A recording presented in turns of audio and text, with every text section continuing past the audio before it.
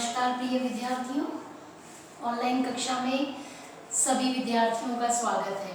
हमारी जो कक्षाएं प्रारंभ हुई हैं समाजशास्त्र की बीए फर्स्ट ईयर की, आज हम उसी प्रारूप में आगे बढ़ रहे हैं। पिछली कक्षा में हमने प्रारंभ की कक्षा में बहुत छोटे से बिंदु से प्रारंभ किया था। समाजशास्त्र क्या है उसे परिभाषित करने का प्रयत्न किया था, उसके शाब्दिक अर्थ को लेकर के हमने बात की थी। आज हमारी कक्षा को हम उसके आगे के बिंदु पर एक छोटे से रूप से आगे बढ़ाते हुए हम बात करेंगे समाजशास्त्र की परिभाषाओं के ऊपर। तो समाजशास्त्र की परिभाषाओं के ऊपर बात करने से पहले हम ये जानने का प्रयत्न करेंगे कि जो समाज के अंतर्गत जो समाज का अध्ययन करने वाले जो समाज शास्त्री होते हैं, समाज शास्त्री अर्थात जो समाज का अध्ययन करते हैं उसे समाज शास्त्री कहते हैं। तो जो समाज शास्त्री समाज का अध्ययन करते हैं वो अपने अपने अनुसार, कई समाज शास्त्री अपने अपने अनुसार समाज को या समाज शास्त्र को परिभाषित करते हैं।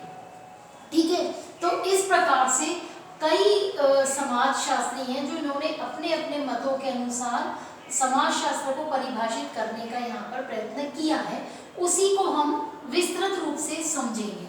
तो जैसे एक पहले बात करते हैं हम ऑगस्ट कॉम्टे, एक समाज शास्त्री हैं।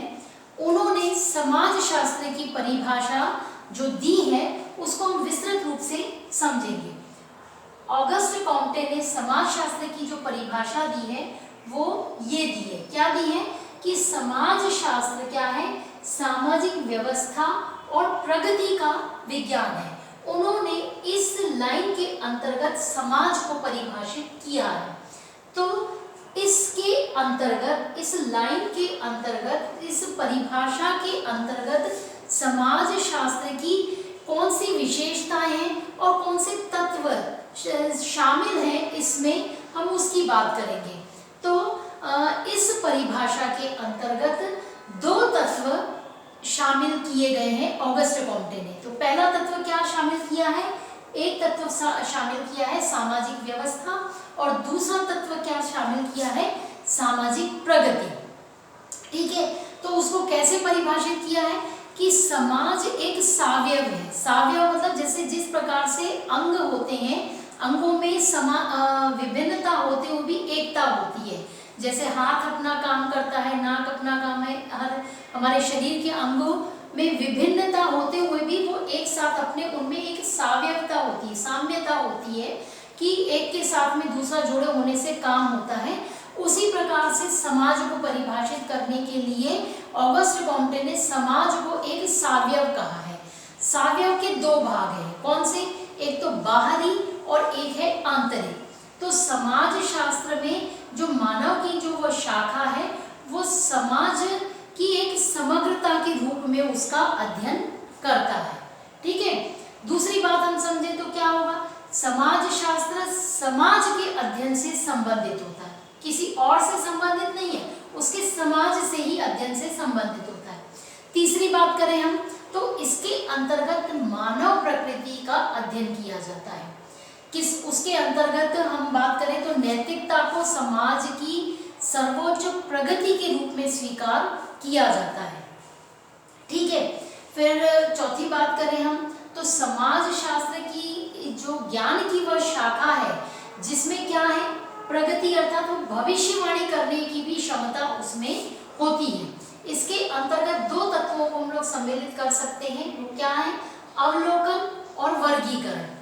यदि सामाजिक जीवन और सामाजिक घटनाओं का सावधानी पूर्वक अध्ययन किया जाए और उससे जो प्राप्त तथ्यों का वर्गीकरण किया जाए, तो जब वर्गीकरण करते हैं तो समानता और भिन्नता के आधार पर जब हम उसका वर्गीकरण किया जाता है तो सामाजिक जीवन और घटनाओं के संबंध में सरलता से उसकी के सत्य की जो भविष्यवाणी है वो की जा सकती है।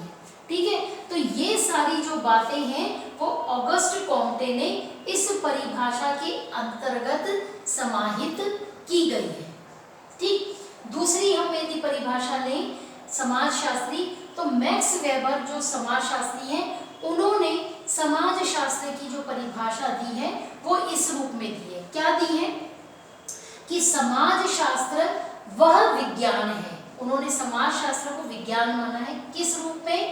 कि वह विज्ञान जो कि सामाजिक क्रिया का उद्देश्यपूर्ण बोध कराने का प्रयत्न करता है और जिससे कि सामाजिक क्रिया की व्याख्या प्रस्तुत की जा सके।